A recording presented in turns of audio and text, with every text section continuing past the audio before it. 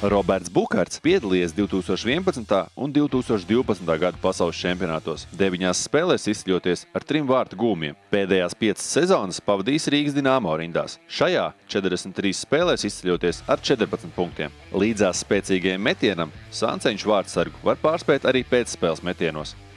Roberts ir tāds kā taksists mazpilsētā, tādas ambīcijas ļoti liels.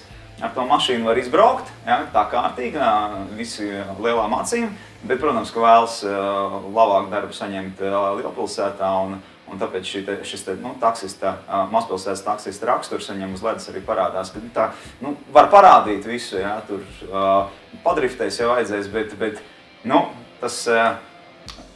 tā otra lieta, tas rāmums, tas būtu varbūt pat izteiktāks viņa spēlē vajadzīgs šobrīd nekā šī ambīcija, lai gan talants nepārprotam. Visi 2 spēlēja 11. Atnāca uz Dinamo, 11 bija sotniekam, viņš negribēja atdot. Kaut ko piemeklēt tuvāk, 7 es biju Nižujam, to vienkārši piem 7. Bukarts, Bukijs, tas ir cilvēks moments. Ja ir moments, tad no viņa var gaidīt vārta gūmu, ja, un es ceru, ka tie momenti būs.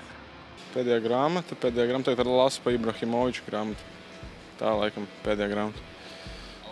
Jā. Man patīk autobiogrāfijas, un tāpēc, jā, kaut kā cenšos iedvesmoties no spēlētājiem, no profesionāļiem, kas man patīk saist kā personības, patīk mēģināt kaut ko no viņiem iemācīties, un viņš ir viens no tiem, jā.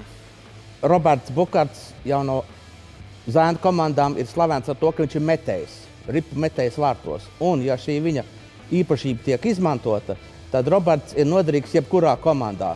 Bet, mīļie skatītāji, negaidiet, ka Roberts līmēs čehus, zviedrus, kanādiešus gar apmalēm un ka kausies ar viņiem.